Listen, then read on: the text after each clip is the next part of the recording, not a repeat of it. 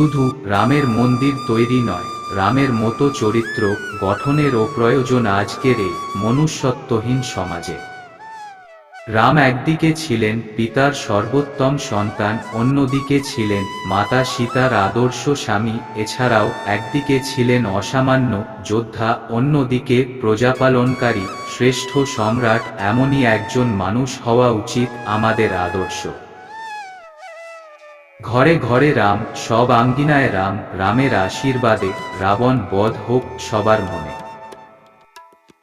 রাম আমার, রাম তোমার, রাম আমাদের সকলের, শুধু আবেগেই রামের বাস নয়, বরং প্রতিটি মানুষের মধ্যেই রাম বাস করেন। রামায়ণে রামের জীবনটা 14 বছর করে ভাগ করে রাখা আছে।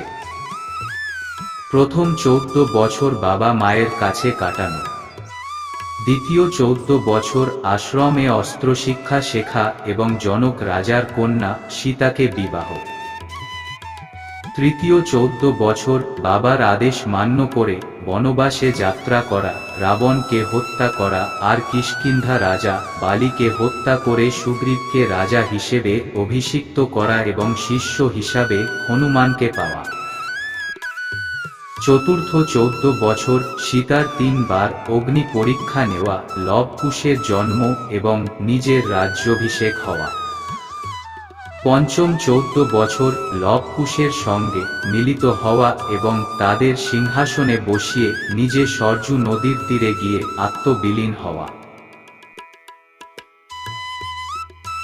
একজন জ্ঞানীর নিকট সত্যই হল পরম ধর্ম। দুর্বলই কেবল ভাগ্যের দোষারোপ করে আর বীর ভাগ্যকে অর্জন করে। শোকের চেয়ে বড় নাশকতা আর কিছু নেই। শোক মানুষের সব শক্তিকেই নষ্ট করে দেয়, তাই কোনো কিছু নিয়ে শোক করো না। গোদান করে দড়ির উপর মায়া রেখে কি লাভ, যখন মোহ ত্যাগ করবে তখন নিঃস্বার্থভাবে ত্যাগ করতে হবে। ব্যবহার ও চরিত্রই বংশের পরিচয় হয়। মিথ্যাবাদী ব্যক্তি সর্পের চেয়েও ভয়ঙ্কর। সত্যই এ জগতের নিয়ন্ত্রক, সত্যেই ধর্ম প্রথিত হয়ে আছে। মাতৃঋণ কোনো সন্তানই কখনো শোধ করতে পারে না। চন্দ্র তার সৌন্দর্য হারাতে পারে, হিমবন বরফ শূন্য হয়ে পড়তে পারে, সমুদ্র একদিন খালি হয়ে যেতে পারে, কিন্তু রাম কখনো তার প্রতিজ্ঞা হতে বিচ্যুত হবেন না। শেকড়হীন বিশাল বৃক্ষ যেমন অতিসত্বর নির্জীব হয়ে পড়ে, ঠিক তেমনি নিরীহর ক্ষতিকারী শত শক্তিশালী হলেও একদিন সমূলে পতিত হয়।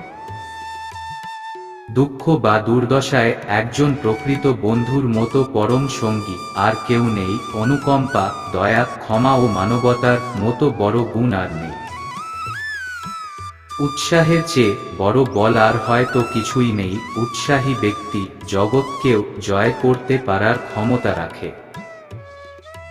হৃদয়বানের কোনো ক্রোধ থাকে না। অতি গর্জনকারী মেঘ খুব কদাচিৎই বর্ষিত হয়। প্রকৃত বীর অকারণে বাক্য ব্যয় করে না। দেশে দেশে বন্ধু, আত্মীয় স্বজন বা স্ত্রী মেলে, কিন্তু পৃথিবীতে এমন কোনো দেশ নেই যেখানে ভ্রাতা লক্ষণের মতো সহোদর মেলা সম্ভব। তপস্যাই পরম শ্রেয়, বাকি সকলই মায়া। যদিও লঙ্কা ধন সম্পদে পরিপূর্ণ, তথাপি হে লক্ষণ, এখানে আমার শান্তি লাভ হচ্ছে না। সব সময় মনে রাখবে, জননী ও জন্মভূমি স্বর্গ অপেক্ষাও শ্রেষ্ঠ। হে বীর বিক্রম প্রজাবৎসল দশরথনন্দন রাম, আজি এই পুণ্যতিথিতে তোমায় শত শত প্রণাম।